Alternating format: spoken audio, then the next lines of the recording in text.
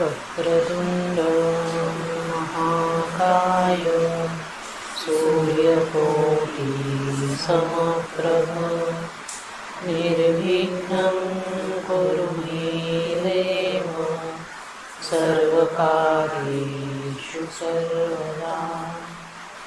सरस्वती नमस्तुभ्यं वरदे कामरूपिणि विद्यारम्भ करिष्यामि सिद्धिर्भवतु मे सदा।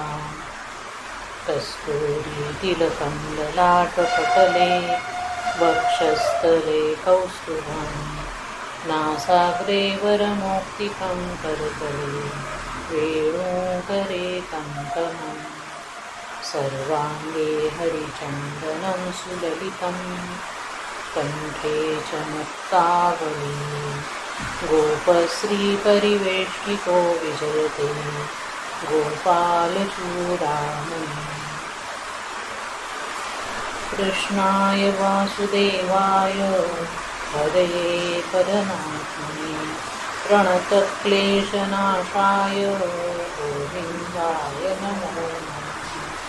नमस्ते भगवान् व्यास वेदशास्त्रार्थकोविदं ब्रह्मा विष्णुमहेशानां मूर्ते सत्यवती सुतं शुकरूपप्रबोधज्ञं सर्वशास्त्रविशारद एतत्कथाप्रकाशेन ज्ञानं विनाशय।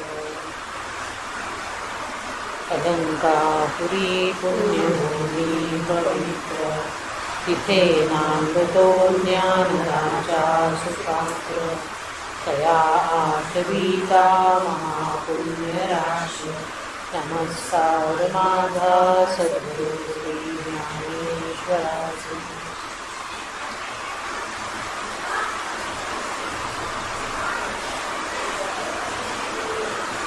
गोविंद राधे गोपाल राधे गोविंद राधे गोपाल राधे गोविंद राधे गोपाल राधे गोविंद राधे गोपाल राधे राधे राधे गोविंद गोविंद राधे राधे राधे गोविंद गोपाल राधे राधे राधे गोविंद गोविंद राधे राधे राधे गोविंद राधे गोविंद राधे गोपाल राधे गोविंद राधे गोपाल राधे गोविंद राधे गोपाल राधे गोविंद राधे गोपाल राधे राधे राधे गोविंद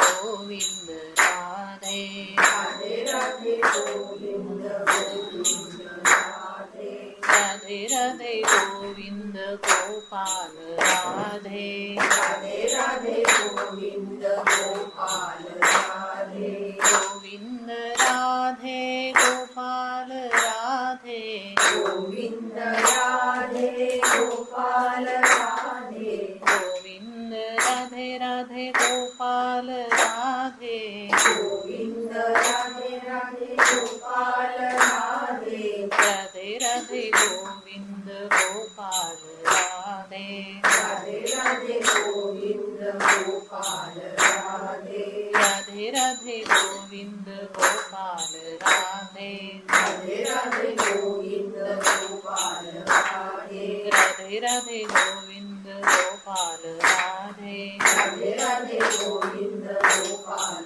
राधे गोपाल कृष्ण भगवान की जय। श्री ज्ञानेश्वर महाराज की जय। जय जय रघुवीर समर्थ।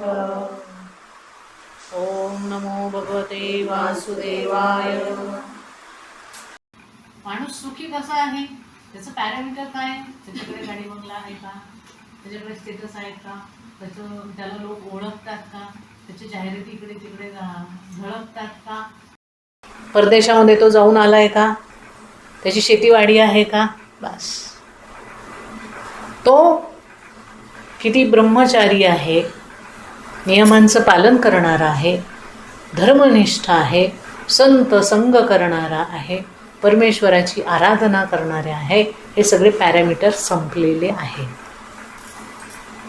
ठीक आहे. हे पॅरामीटर कोणालाच लावले जात नाही. पहिल्यांदा माणसाकडे बघताना त्याचे कपडे कसे, अंगावर दागदागिने आहेत की नाही, नाव लौकिक कुठे आहे, किती आहे, किती लोक याला ओळखतात, संपलं. ओके. सगळीकडे भ्रमच भ्रम आहे. काही काळात होता आणि आजही तो भ्रम आहे. माणसाच्या अंतःकरणातील संस्कार लवकर लोप पावत नाहीत. त्यासाठी सद्गुरूंचा उपदेश आणि वेदशास्त्रादी तत्त्वज्ञानाचा बोध होणं आवश्यक आहे, असं सनकादिक ऋषी त्याला सांगतात. की माणसाच्या अंतःकरणामध्ये संसाराचे जे संस्कार झालेले असतात ते लवकर निघून जात नाही.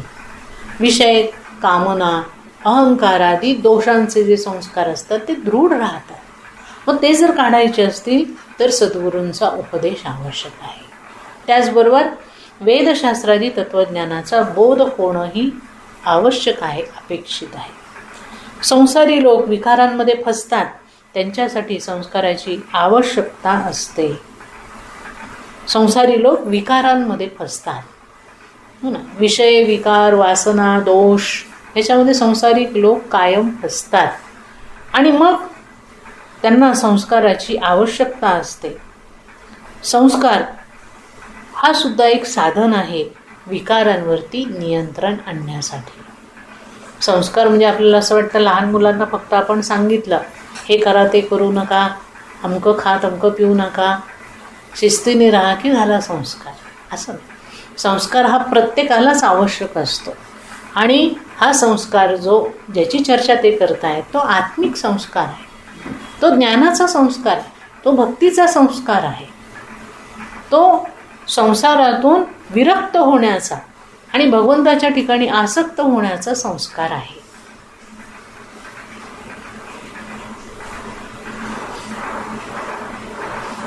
त्यानंतर संस्कारांचाही त्याग करावा, म्हणजे आपल्यातले विकार कमी होण्याकरता संस्कार धारण करावेत. विकार सगळे कमी झाल्यानंतर संस्कारांचाही त्याग करावा. परमात्म्याच्या तत्त्वज्ञानाने हा संस्काराचा त्याग होतो.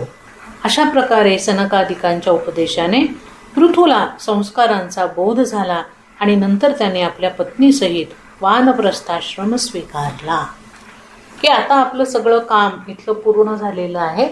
आता आपण भगवंताचं स्मरण करण्याकरता, त्याला प्राप्त करून घेण्याकरता घरातून, राजवाड्यातून बाहेर पडलं पाहिजे असं मानून आपल्या पत्नीसह तो वानप्रस्थाश्रमामध्ये निघून गेला.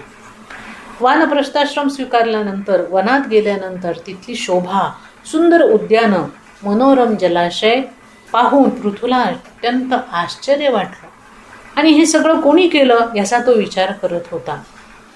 ते जाणण्याचा प्रयत्न त्याने केला आणि त्याच्या असं लक्षात आलं की वेनच्या म्हणजे त्याच्या वडिलांच्या शरीरातून तो बाहेर येण्याआधी ज्येष्ठ भावाच्या रूपामध्ये निषाद नावाचा एक माणूस बाहेर आला होता आणि हा निषादच गुप्तपणे सगळ्या राज्याला सुशोभित करत होता. तो निषाद आपल्या लहान भावाप्रती अत्यंत आदर आणि प्रेमाची भावना ठेवत होता, म्हणून त्याने आपलं नाव लपवून ठेवलं. राज्य सुंदर करण्याचं कार्य मात्र त्याने अखंडपणे चालू ठेवलं. पृथूला हे सगळं कळल्यानंतर त्याने आपल्या भावाला शोधून काढलं, त्याला हृदयाशी धरला आणि त्याला तो म्हणाला की निषाद राज, माझ्या राज्याचं सगळं वैभव तुम्ही खरं निर्माण केलंय आणि नाव मात्र माझं झालं. दोघंही काही काळ एकत्र राहिले. त्यानंतर पृथू पत्नीसहित भगवंताच्या धामाला निघून गेले. बघा किती पवित्र लोक होती ही, हो ना. की शेवटच्या क्षणी सुद्धा मृत्यू होत असताना ते स्वतः पत्नीसहित भगवंताच्या धामाला जात असत. वैकुंठाला चालत चालत जात होते, स्वर्गामध्ये चालत चालत जात होते शेवटपर्यंत. म्हणजे आश्रम व्यवस्था जी आपल्याकडे होती त्या आश्रम व्यवस्थेचं हे वैशिष्ट्य आहे की वानप्रस्थाश्रम स्वीकारल्यानंतर संसाराचा संबंध राहत नाही आणि वानप्रस्थ आश्रम 20-25 वर्ष झाल्यानंतर संन्यास घ्यायचा वानप्रस्थाश्रमामध्ये झोपडी कुटी बांधून राहायचं, फळं कंदमुळं खायची, भगवंताचं स्मरण करायचं, कीर्तन करायचं, भजन पूजन करायचं, तत्वज्ञान ऐकायचं, ऋषींना समर्पित व्हायचं. आणि ते 20-25 वर्ष ते सगळं केल्यानंतर कुटीसुद्धा सोडून द्यायची. अंगावरच्या वस्त्रानिशी केवळ संन्यास ग्रहण करून नदीच्या काठी भगवंताच्या स्मरणात राहायचं. झाडाची पडलेली फळं खायची किंवा कंदमुळं खायची. कोणाशीही संपर्क करायचा नाही. घरी फोन करून विचारायचं नाही, महालक्ष्मी केले का मग नीट, सगळं नीटनेटकं केलं ना, सांगितल्याप्रमाणे सगळं झालं ना, लोक आली होती का, लोकांना काय दिलं काय घेतलं, काहीच नाही. म्हणजे त्या अवस्थेमध्ये संसाराचा संस्कारच शिल्लक राहत नाही. पूर्ण निवृत्त आणि पूर्णपणे भगवंताच्या ठिकाणी समर्पित झाल्यामुळे केवळ भगवंताविषयीचाच भाव मनामध्ये राहतो. त्यामुळे मृत्यूसुद्धा मंगलमय होतो. हो ना, आत्तासारखं नाही आहे. आता म्हणजे वाट बघावी लागते प्रत्येकाला, किंवा भीतीने मृत्यू होतो की आता कसं होणार. व्याधी तर आहेच आहेत. कमाल होती त्यावेळेला. त्यानंतर पुढे जाऊन पृथूच्या वंशामध्ये प्राचीन बर्ही नावाचा राजा झाला. तो मोठा याज्ञिक होता. त्याला कायम यज्ञ करायची हौस होती. काही झालं की तो यज्ञ करत असे. त्याला 10 मुलं झाली. त्यांना प्रचेता असं म्हटलं जातं. या मुलांनी राजाला विचारलं मोठ्या झाल्यानंतर की आता आम्ही काय करावं. राजा म्हणाला की तुम्ही राज्य आणि वंशाची वृद्धी करा. मग सगळे प्रचेतागण तपस्या करण्याकरता नारायण सरोवरामध्ये गेले. तिथे त्यांना अत्यंत मधुर संगीत ऐकायला मिळालं आणि थोड्याच वेळामध्ये भगवान गौरी शंकर वृषभावर आरूढ होऊन त्यांच्यासमोर प्रकट झाले. प्रचेतांनी त्यांना वंदन केलं, मनोभावे त्यांची पूजा केली, त्यांची स्तुती केली. त्यावर भगवान शंकरांनी त्यांना एक मंत्र दिला आणि त्याचा जप करायला सांगितलं. त्यानंतर हे प्रचेता समुद्राकिनारी गेले.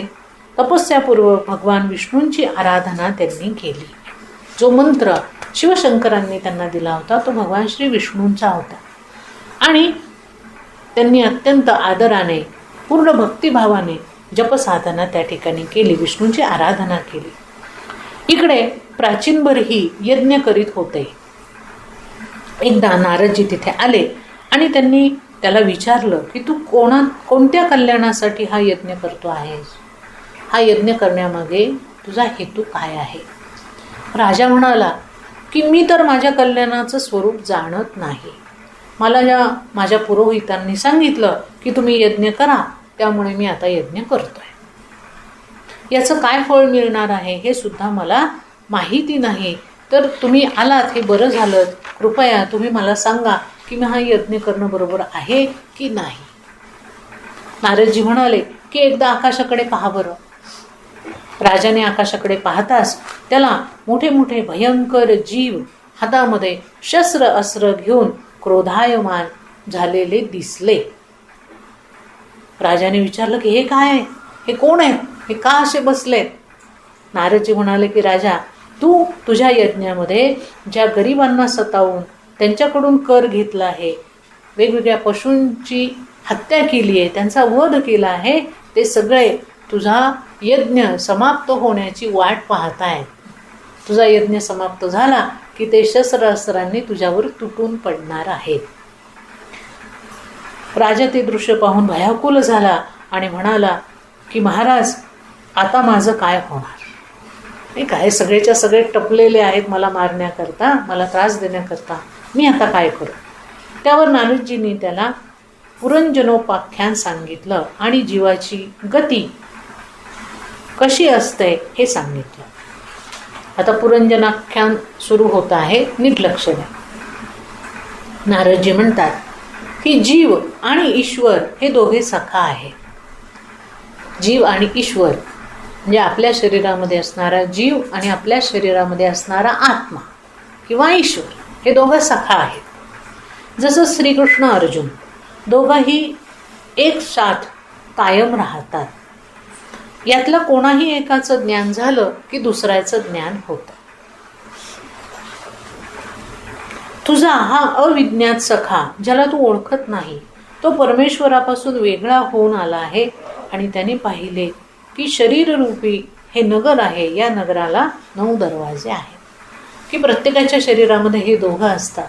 आपलं जे शरीर आहे त्या शरीराला 9 दरवाजे म्हणजे 9 छिद्र असतात आणि त्या 9 छिद्रांच्या माध्यमातून रंग रूप रस स्पर्श गंध या भोगांची माणूस वेगवेगळ्या पद्धतीने लालसा किंवा तृप्ती स्वतःची करून घेत असतो.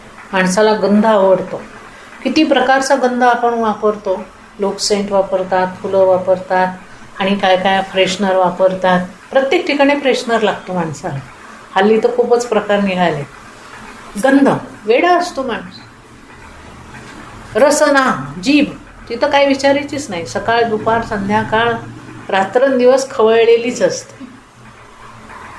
काही वेळ फक्त म्हणजे पोट भरतं म्हणून जीभ शांत राहते की आता पोट काम करणार नाही, नाही तर पोट बिघडेल म्हणून काही वेळ ती जीभ आपली आराम घेते. जर पोट बिघडलं नाही किंवा खालचं यंत्र जर नीट चालायला लागलं जोर जोरात तर 24 तास आपली जीभ चालू राहील. येऊ द्या नाही का. तर हे जे सगळे भोग आहेत ते आपल्या रसनेंद्रियांकडनं किंवा आपल्या पंचज्ञानेंद्रियांकडनं पंचकर्मेंद्रियांकडनं घेतले जातात.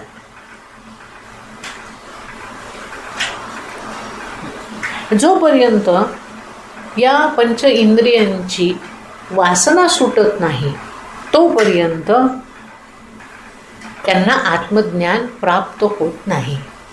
कसं होईल? सातत्याने जर विषयांचं चिंतन माणूस करत राहिला, आता काय खायचं, मग आता कुठे जायचं, मग आता काय घ्यायचं, हो ना, सगळे भोग फक्त तो आठवत राहिला तर त्याला परमेश्वराचं स्मरण होत नाही. तो फक्त भोगांचं स्मरण करत राहतो.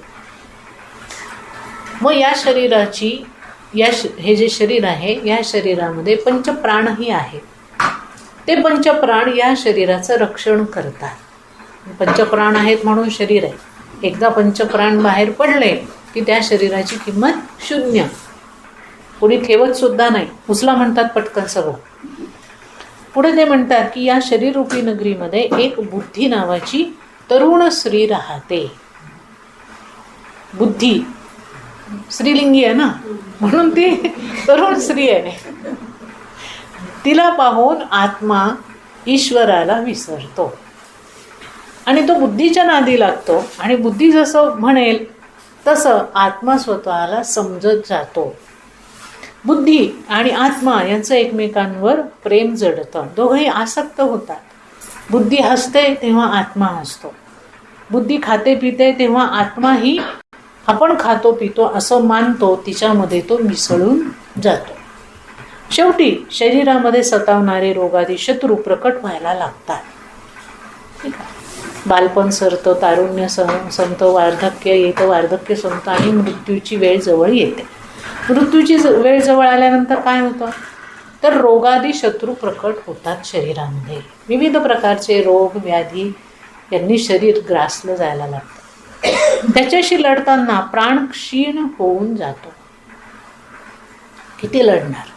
शेवटी प्राण क्षीण होऊन जातात आणि पंचप्राण शरीराच्या बाहेर निघून जातात. जेव्हा तो आत्मा स्त्रीचं ध्यान करत करत मरतो तेव्हा तो स्वतः स्त्रीच्या रूपामध्ये प्रकट होतो. ज्या वेळेला मृत्यू येतो त्यावेळेला माणसाला, संसारी माणसाला सगळ्यात जास्त प्रिय असणारी वस्तू आठवते. तर इथे आत्मा हा पुरुष आहे. तो शरीराचा कर्ता आहे. त्याला कोणाचं स्मरण होतं तर बुद्धीचं स्मरण होतं म्हणजे स्त्रीचं स्मरण होतं. आणि तिचं स्मरण केल्यानंतर ते शरीर सोडल्यानंतर तो आत्मा स्त्रीच्या शरीराला धारण करतो. म्हणून भागवतामध्ये एके ठिकाणी असं म्हटलं आहे की आज जितके पुरुष आपल्याला पाहायला मिळतात ते पूर्वजन्मातले स्त्रिया आहेत आणि ज्या स्त्रिया दिसतात त्या पूर्वजन्मातल्या पुरुष आहेत. ज्याचं चिंतन होतं तो देह धारण करायला मिळतो. दोन्ही वर्गातले लोक दुसऱ्यांचं ध्यान करत आसक्त होऊन मरतात. म्हणून स्त्रिया पुरुष होतात आणि पुरुष स्त्रिया होऊन जातात. म्हणून नामभेद, आकृतीभेद, संप्रदाय यांच्यामुळे कोणीही श्रेष्ठ कनिष्ठ होऊ शकत नाही. सगळ्यांच्या अंतर्यामी एकच परमेश्वर आहे हे समजून घेतलं पाहिजे, ओळखलं पाहिजे आणि त्या परमेश्वराला शरण केलं पाहिजे. आत्मारूप जीव स्त्री झाला, मग त्याचा विवाह होतो, संतान होतात, वंश पुढे चालतो आणि शेवटी स्त्रीरूप पुरंजनाचा मृत्यू होतो. तेव्हा आपल्या पतीच्या बरोबर सती होण्याकरता ती बुद्धी नदी तटावरती येते. तिथे अविज्ञात नावाचा सखा त्याच्या जवळ येतो आणि तिला सांगतो की तू कोण आहेस, न तू स्त्री आहे, न तू पुरुष आहे, न तो तुझा पती आहे. हा सगळा मायेचा खेळ आहे. तू माझ्यापासून विन्मुख होऊन दूर गेलास म्हणून संसारात फसलास. आपण दोघेही मानसायन हंस आहोत. म्हणजे आत्मा जो आहे तो जीवाला समजून सांगतो की बाबा का दुःख करतोय. जो गेलाय तो तुझा पती आहे, ती तुझी पत्नी आहे, मुलगा आहे, मुलगी आहे, नातवंड आहे, कुणी कोणाचं नाही. शरीरातल्या गोष्टी सुद्धा आपल्या नाही आहेत, तर शरीराबाहेरच्या ज्या काही गोष्टी आहेत त्या आपल्या होऊ शकत नाही. मग कोण कोणाचं आहे, तर आत्मा जीवाचा आहे आणि जीव आत्म्याचा आहे. हे दोघंच एकमेकांचे आहेत. बाकी दुसरं कोणीही कोणाचं या जगामध्ये नाही. या देहामध्ये जीवाची जशी दुर्बुद्धी होऊन जाते तशी तो त्या देहाला काळा गोरा लहान मोठा मानतो आणि इंद्रियांच्या धर्मानुसार खाणारा पिणारा मीच आहे अशा पद्धतीने आपली मनाची संकल्पना करून घेतो. मनाच्या धर्मानुसार संकल्प विकल्प करणारा मीच आहे, सुखी दुःखी होणारा मीच आहे. तो आत्म्याचा अभ्यास करत नाही. माणूस कशाचा अभ्यास करतो? मनाचा अभ्यास करतो. मनाला काय वाटतं, मला काय वाटतं, मला काय झालंय, मला काय हवंय, मला काय नको आहे, मला काय आवडतं, मला काय आवडत. आता हे जे मला मला मला आहे तो मला म्हणजे मन आहे. मनाच्या पुढे बुद्धी आहे आणि बुद्धीच्या पुढे आत्मा आहे. तो आत्मा कोण आहे, तो आत्मा कसा आहे, तो कसा दिसतो, त्याला काय आवडतं, हे कुणीही विचार करत नाही. सगळे असतात ते मनाच्या पातळीवरच जगतात आणि म्हणून दुःखी होतात. अशा प्रकारे आत्मा तर नित्य शुद्ध मुक्त असतो. आत्मा कधीही बांधला जात नाही. तो कसा आहे, नित्य आहे. शरीर आले काय गेलं काय, आत्मा हा राहणारच आहे. तो नित्य शुद्ध आहे. तो कधीही अशुद्ध अपवित्र अमंगल होत नाही. आत्मा कधीही कुठल्याही प्रकारचे भोग भोगत नाही. भोग भोगणारं मन आहे, आत्मा नाही. बरोबर आहे. आणि आत्मा कसा आहे, नित्यमुक्त आहे. तो कुठेही बांधला जात नाही. केव्हा? जेव्हा तो जीव आत्म्याला नीट समजून घेतो तेव्हा. अन्यथा आत्मा सुद्धा स्वतःला बुद्धीशी बांधला जातो, बांधून घेतो आणि या सृष्टीमध्ये तो फिरत राहतो. अशा प्रकारे आपल्या समोरचा मायेचा पडदा हटल्यानंतर आपला सखा असणाऱ्या परमात्म्याबरोबर आपलेपणाचा अनुभव तो माणूस करू लागतो. मायेचा पडदा म्हणजेच मन जे काही आसक्त होत आहे संसारामध्ये, ती आसक्ती त्याची कमी करून त्या मनाच्या जवळ असणारं आत्मतत्व जर त्याने समजून घेतलं तर मग मायेचा पडदा दूर होतो आणि त्या आत्म्याबरोबर आपलेपणाचं नातं पक्क व्हायला लागतं. प्राचीन बरही नारदांना विचारतो की महाराज, माणूस कर्म तर एका शरीरात करतो आणि त्याला त्याचं फळ दुसऱ्या शरीरामध्ये भोगावं लागतं. हे न्यायसंगत आहे का? आपण म्हणतो ना, अहो मागच्या जन्मीचं आहे सगळं, काय करणार? तो प्रश्न विचारला. त्यावर नारदजी म्हणतात की कर्म स्थूल शरीराने होत नाही. कर्म लिंग शरीराने होतं. लिंग शरीर किंवा लिंग देहाने माणूस सगळं कर्म करतो. स्थूल शरीराने कर्म होत नाही. मग लिंग शरीर किंवा लिंग देह म्हणजे काय? तर मन बुद्धी चित्त अहंकार मिळून जे आत्मचतुष्टय आहे त्याला लिंग देह किंवा लिंग शरीर म्हणतात. आणि कर्म करणारं कोण आहे? तर हे आत्मचतुष्टय आहे. मन कर्म करतं, बुद्धी कर्म करते, चित्त कर्म करतं, अहंकार कर्म करतो, शरीर कर्म करत नाही. आणि म्हणून जोपर्यंत लिंग शरीराचा भ्रम मिटत नाही आणि आपल्या अद्वितीयतेचा, पूर्णतेचा, परमात्म्याचा बोध लिंग देहाला होत नाही, तोपर्यंत माणूस बंधनांमध्ये बांधलेला असतो. म्हणजे मुक्त कोणाला व्हायचंय? तर मन, बुद्धी, चित्त, अहंकाराला व्हायचंय. वळवायचं कोणाला आहे? मन, बुद्धी, चित्त, अहंकाराला वळवायचं. ज्ञानप्राप्ती कोणाला करून द्यायची आहे? मन, बुद्धी, चित्त, अहंकाराला प्राप्त करून द्यायची आहे. आणि ती जेव्हा होते त्यावेळेला मात्र सर्व प्रकारची बंधनं माणसाची गळून पडतात. म्हणून यातून बाहेर येण्याचा मार्ग म्हणजे महात्म्या लोकांचा संग. जे महात्मे लोक आहेत, संत आहेत, साधू आहेत, सत्पुरुष आहेत, ऋषीमुनी आहेत, सद्गुरू आहेत, त्यांचा संग हाच आपल्याला केवळ या सगळ्या बंधनातून मुक्त करणारा आहे. नारदजी म्हणतात की हे राजा, महात्म्यांच्या मध्ये बसल्यावर तुला असं दिसेल की त्यांच्या मुखातून भगवत चरित्राची अमृतमयी सरिता वाहत असते. कारण जे महात्मे लोक असतात ते संसाराच्या चर्चा करत, शेंगदाणे काय भाव आहे, तेल काय भाव आहे, महागाई वाढली का, मामकं झालं का, तमकं झालं का, इकडे सेल लागलं का, तिकडे सेल लागलं का. महात्मे लोक ही चर्चा नाही करत. त्यांच्या चर्चेचा विषय भगवंत असतात, भगवंताचं चरित्र असतं, भगवंताचं नाम असतं, भगवंताचं तत्वज्ञान असतं, भगवंताची माया असते. हे त्यांच्या चर्चेचे विषय आहेत ना. आणि म्हणून त्यांच्या सानिध्यात बसल्यानंतर काय होतं की भगवंताची चरित्रमयी कथा आपल्याला ऐकायला मिळते. पहिल्यांदा हे महात्मा सत्पुरुष भगवंताच्या अमृतमयी चरित्राचं स्वतः रसास्वादन करतात. पहिल्यांदा ते स्वतः ते चरित्र कथा ऐकतात, समजून घेतात, तिच्यावरती चिंतन करतात, मनन करतात आणि आपल्या हृदयामध्ये भगवंताचं रसमय मधुर चरित्राचा आनंद घेत राहतात. आपल्याला वाटतं, म्हणजे मला सुद्धा खूप, ज्यावेळेला मी नव्याने अध्यात्माच्या अभ्यासाला सुरुवात केली त्यावेळेला हा प्रश्न पडायचा की ज्ञानेश्वर महाराज काय विचार करत असतील बरं. ती भावंड जी आहेत, ज्ञानेश्वर महाराज, निवृत्तीनाथ महाराज, सोपानदेव महाराज, मुक्ताबाई, ह्या आपापसात काय चर्चा करत असतील. आपण जशी चर्चा करतो तशी तर ते चर्चा करतच नसतील. मग नेमकं काय चर्चा करत असतील. आणि सातत्याने अध्यात्म किंवा आध्यात्मिक संकल्पनांवरती सातत्याने किती वेळ बोलणार माणूस.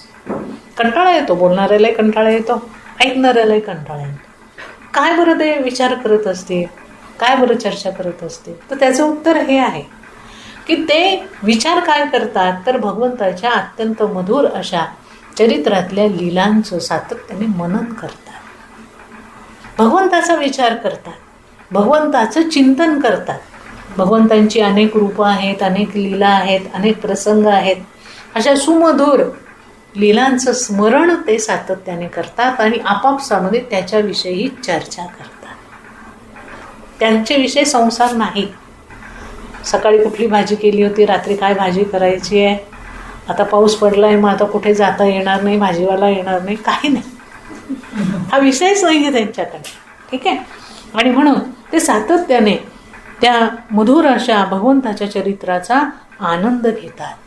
आणि तो आनंद त्यांच्या मनामध्ये, हृदयामध्ये, चित्तामध्ये इतका पुरेपूर भरतो की नंतर तो आनंद ओसंडून व्हायला लागतो. मग तो ओसंडून व्हायला लागला की तो त्यांच्या वाणीतून लोकांमध्ये प्रकट व्हायला लागतो. किती सुंदर उपमा आहे पहा. म्हणून आपले कान त्यांच्या कथेमध्ये बुडवून द्यावेत आणि कथामृताचं पान आपण करावं. नारदजी सांगतायत बरं का प्राचीन भरीला की संतांचा संग करावा, महात्म्यांचा संग करावा. पण महात्म्यांजवळ गेल्यानंतर मग काय म्हणताय तुम्ही, संसाराच्या गोष्टी त्यांच्याशी बोलू नयेत, त्यांना सांगू नयेत, काही गरज नाही आहे त्यांना संसाराशी. त्यांनी प्रयत्नपूर्वक संसार सोडलाय, आणि आपण परत संसाराविषयी त्यांच्याशी चर्चा करू नये. ते काय बोलतात हे आपण ऐकावं. ते काय बोलतात तर ते भगवंताविषयीच चर्चा करतात, भगवंताविषयी बोलतात. मग हे जे महात्म्य असतात त्यांचं स्वरूप काय आहे तर श्रीकृष्ण तृष्णेची मूर्ती म्हणजे महात्मा. महात्मा कोणाला म्हणायचं की ज्यांच्या ठिकाणी श्रीकृष्णांविषयी अत्यंतिक तृष्णा निर्माण झालेली आहे, इच्छा निर्माण झालेली आहे, आकर्षण निर्माण झालेलं आहे, अशा लोकांना महात्मा म्हटलं जातं.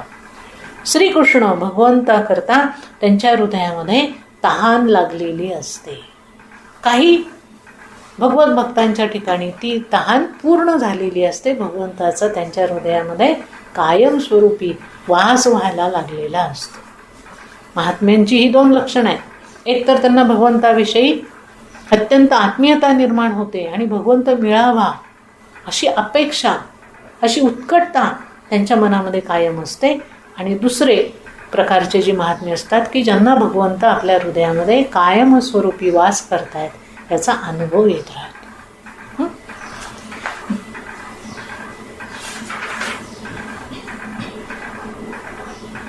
असे जे महात्म्य असतात ते अत्यंत भगवंताच्या आनंदामध्ये मग्न होऊन जातात.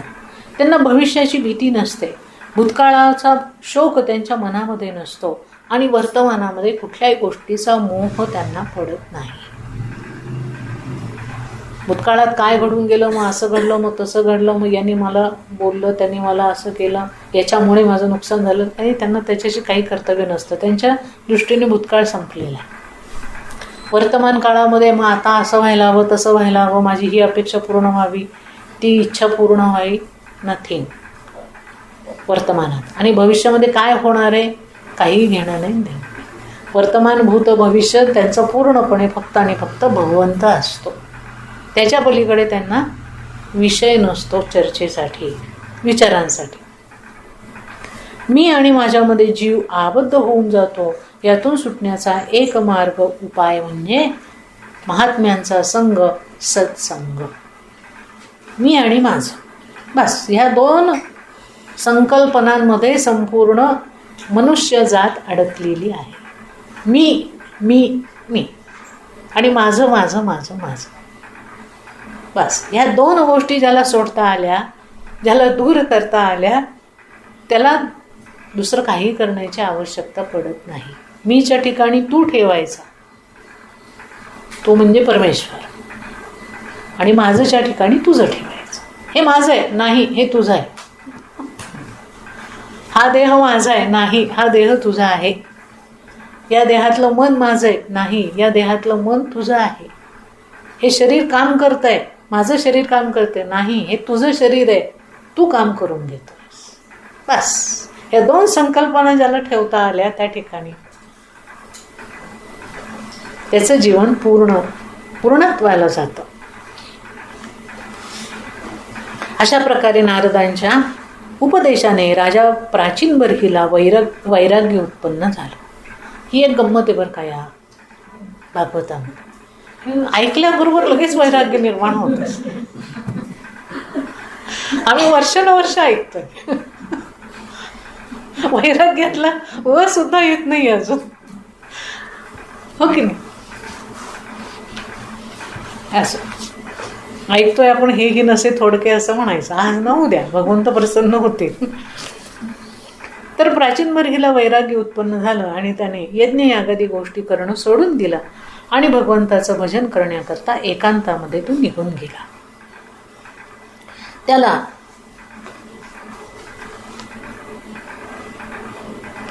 नारदांनी दिलेल्या ज्ञानाचा तो विचार करत होता आणि पूर्वजन्मीचं फळ म्हणून जे प्रारब्ध असतं ते भोगत असतानाच असा प्रयत्न करावा की जेणेकरून नवीन प्रारब्ध तयार होणारच नाही.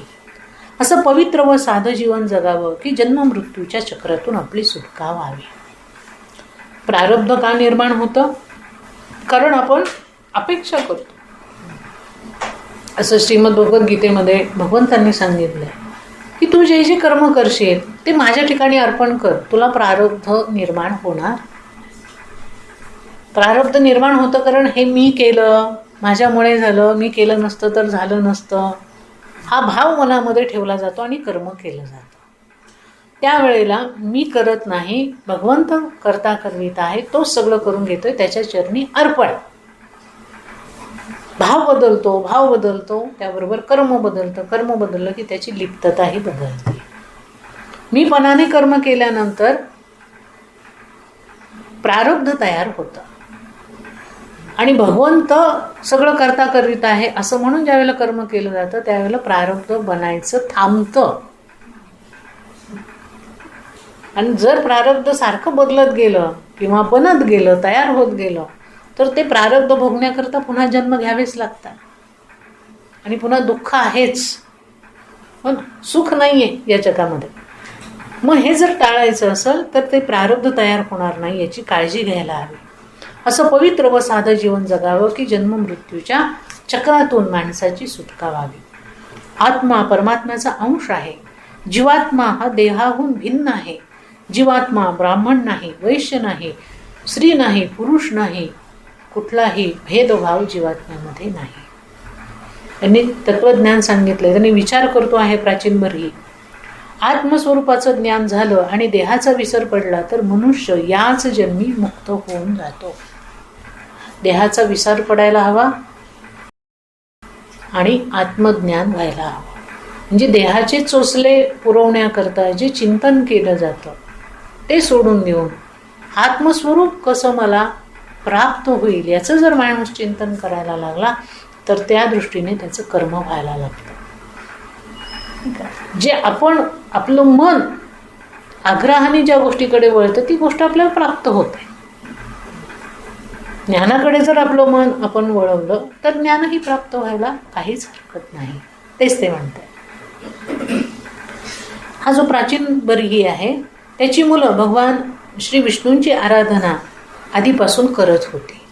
ठीक आहे, आता त्याची कथा संपली, आता मुलांकडे जाऊया. त्यांची आराधना सफल झाली आणि भगवान श्री विष्णूंनी त्यांना दर्शन दिलं. त्यांनी विष्णूंची स्तुती केली. विष्णूंनी त्यांना वरदान दिलं की जो कोणी या प्रचेतांचं स्मरण प्रातःकाली करेल त्याचे आपापसात भावंडांमध्ये प्रेम निर्माण होईल आणि ते कायम राहील. कोणतंही कार्य बुद्धी आणि शक्तीशिवाय होऊ शकत नाही. ती बुद्धी आणि शक्ती ईश्वराची आराधना केल्याशिवाय प्राप्त होत नाही. कुठलंही काम आपल्याला करायचं असेल तर आपली बुद्धी ही त्या कार्यासाठी योग्य करावी लागते. असं मुलांना अभ्यास करून परीक्षेसाठी त्यांची बुद्धी तयार केली जाते. मुलं शाळेत गेली आणि लगेच परीक्षा घेतली असं होतं का? नाही, आधी त्यांना अभ्यास करायला दिला जातो, वेळ दिला जातो आणि मग ती बुद्धी तयार केली जाते. त्याचप्रमाणे शक्ती आहे. आपण आता उठलो आणि बाहेर जाऊन बंदूक घेऊन आणि धडधड धडधड गोळ्या मला घालायच्या आहे, शक्य आहे का?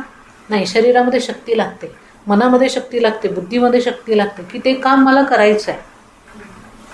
बरोबर आहे. कुठल्याही प्रकारचं काम असू द्या, काम करण्याकरता बुद्धी आणि शक्ती या दोन्ही गोष्टी लागतात आणि या दोन्ही गोष्टी भगवंताच्या ईश्वराच्या आराधनेशिवाय प्राप्त होत नाही. मग आपल्यासारख्या बुद्धिजीवी लोकांना प्रश्न पडतो, मग हे जग आता चाललंय कसं? जग चालवणारी सगळी काही सद्बुद्धीची लोक नाही आहेत, वाईट बुद्धीची आहेत, हो ना. तर बुद्धीमध्ये सद्बुद्धी आणि वाईट बुद्धी या दोन्ही प्रकारच्या शक्ती काम करतात. सद्बुद्धीने काम करण्याकरता प्रयत्न करावा लागतो, वाईट बुद्धीने काम करायला प्रयत्न करावा लागत. वाईट बुद्धी तशी काम करतच राहते. समाजाचा विध्वंस करणं, समाजामध्ये विकृती निर्माण करणं, वाईट गोष्टी करणं याच्याकरता जे लोक काम करतात त्यांना खूप काही मेहनत घ्यावी लागते का? नाही. पण समाजामध्ये चांगलं काम निर्माण करण्याकरता मात्र खूप ताकद लावावी लागते. ती बुद्धी बदलवण्याकरता खूप ताकद लावावी लागते. म्हणून भगवंताच्या आराधनेशिवाय कुठली गोष्ट होऊ शकत नाही. याचा अर्थ असा की प्रत्येकाने ज्याला कोणाला आपल्या बुद्धीने काम करायचं आहे, आपली शक्ती चांगल्या पद्धतीने काम करावी असं वाटत असेल तर त्यांनी भगवंताची आराधना करायला हवी. त्यानंतर भगवान श्री विष्णूंनी या प्रचेतांना विवाह करून सृष्टी वाढवायला सांगितली आणि ते पुढे म्हणाले की हे प्रचेता तुम्ही ऐका, ब्रह्माजींचे पुत्र प्रजापती दक्ष, ज्यांना बकऱ्याचं मुंडकं लावलं होतं, डोकं लावलं होतं, तर त्यांना ते खूप लाज वाटायला लागली की आपण प्रजापती आहे, सगळं छान आहे, पण बकऱ्याचं तोंड लावलं आहे आपल्याला. त्यामुळे ते लज्जित झाले होते आणि त्यांनी आपला प्राणत्याग केला. तेच परत तुमच्या मुलाच्या रूपामध्ये जन्म घेतील आणि क्षत्रिय प्राचेतस दक्ष होऊन ते पुन्हा सृष्टीची निर्मिती करतील. तुम्ही ही गोष्ट लक्षात ठेवा आणि आपलं राज्य सांभाळा. अशा प्रकारे भगवान विष्णूंकडून वरदान प्राप्त करून प्रचेता आपल्या राज्यामध्ये परत आले. त्यांना अपेक्षा होती की आपले वडील प्राचीनभरही आपलं स्वागत करतील, पण तिथे आल्यानंतर त्यांच्या असं लक्षात आलं की आपले वडील आता इथे राहत नाही. ते भगवंताला प्राप्त करण्याकरता राज्य सोडून निघून गेले आहेत. वडील नाही, राज्य शासन नव्हतं, त्यामुळे कुठली व्यवस्था शिल्लक राहिली नव्हती. ही सगळी अस्ताव्यस्तता पाहून त्यांना भयंकर राग आला आणि त्या रागामध्ये त्यांनी सगळ्या आपल्या राज्यामध्ये जेवढी वनं होती त्या वनांना आग लावून टाकली. सगळे वृक्ष जळायला लागले. त्यावेळेला चंद्रदेव त्या ठिकाणी प्रकट झाले आणि त्यांना म्हणाले की तुम्ही निरपराध वृक्षांना का बरं जाळताय? ते वृक्ष जाळतायत, त्याच्यामध्ये अनेक पशु पक्षी प्राणी वनस्पती सगळं नाहीसं होत आहे. हा वेडेपणा आहे, हे तुम्ही थांबवलं पाहिजे. या सगळ्यांचा उपयोग यज्ञाकरता, प्रजेच्या कल्याणाकरता तुम्ही करू शकता. तर तुम्ही आता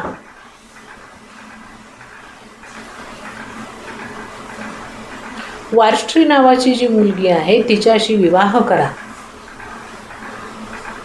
असं सांगितलं. चंद्राचं बोलणं त्यांना पटलं आणि त्यांनी वार्ष्ठीबरोबर विवाह केला. त्यांचा पुत्र म्हणून दक्ष परत त्यांच्या पोटी जन्माला आला. नंतर या प्रचेतांनी राज्य सांभाळायला सुरुवात केली आणि त्याच्यामध्ये ते इतके व्यग्र होऊन गेले की त्यांना भगवान शिवशंकरांनी विष्णूंचा जो मंत्र दिला होता तो मंत्र ते विसरून गेले. संसार भोगामध्ये पूर्णपणे ते आसक्त झाले. तेव्हा नारदजी त्यांना जागे करण्याकरता तिथे उपस्थित झाले आणि त्यांना म्हणाले की हे पहा, सगळी सृष्टी परमात्म्यापासून प्रकट होते आणि परमात्म्यामध्येच विलीन होते, म्हणून तुम्हाला कोणाचाही राग द्वेष करता कामा नये. ज्यांना मंत्र मिळालेला आहे त्यांनी जरी संसार काही काळ केला तरी त्या मंत्राचा मुख्य हेतू संसार करणं हा नाही. आत्मज्ञान प्राप्त करून घेणं, परमात्मा प्राप्त करून घेणं हा त्याचा मुख्य उद्देश आहे. आणि हे प्रचेता विसरून गेले होते संसारामध्ये, म्हणून नारदजी तिथे आले आणि त्यांना ते जागं करतायत. त्यांना सांगतायत की तुम्ही जे अडकले आहात त्याच्यातून आता थोडं बाहेर या, परमात्म्याला जाणून घ्या. तुम्ही असं कर्म करा की त्यातून परमात्म्याची सेवा होईल. विद्या तीच आहे की जिच्यामुळे संसारातील सर्व बंधनं सुटून जाते. नारदांच्या उपदेशाने प्रचेतांच्या मनातले मोह, ममता, आसक्ती दूर होऊन गेली, राग द्वेष मिटून गेले आणि ते सर्वत्र भगवंताचं दर्शन करायला लागले. त्यांना जीवनमुक्ताचा अनुभव यायला लागला. भागवताच्या परंपरेनुसार जे काम शंकरजी आणि विष्णूजींच्या दर्शनाने होऊ शकले नाही ते नारदांच्या सत्संगाने झाले. भगवंताचा त्यांना मंत्र मिळाला होता, शंकरजींनी स्वतः मंत्र दिला होता, पण ते निघून गेले, विसरून गेले सगळं काय. पण हेच परत जागृतीचं काम मात्र नारदांनी केलं आणि ते पूर्ण झालं. तर हे महत्त्व सत्संगामुळे घडतं, महात्म्यांमुळे घडतं असं भागवताचं म्हणणं आहे. यानंतर ऋषभदेव आणि भरतजींचं चरित्र आपण पाहणार आहोत. आता ऋषभदेव कोण आहेत, काय आहेत, इकडे आपण वळूया.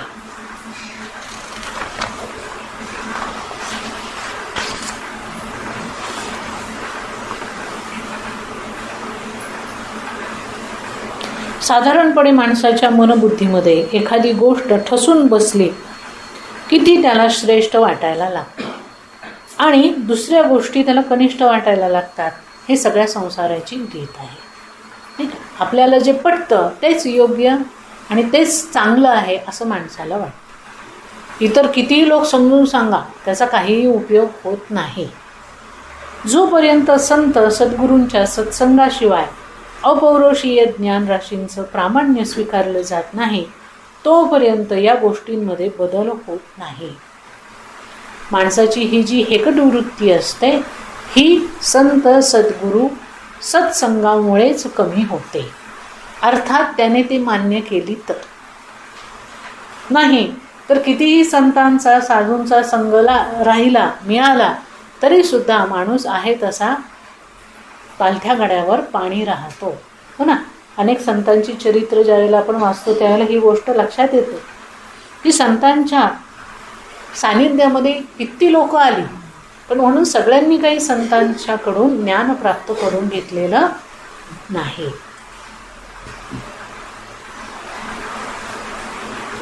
स्वयंभू म्हणू शतरूपाचा मुलगा प्रियव्रत,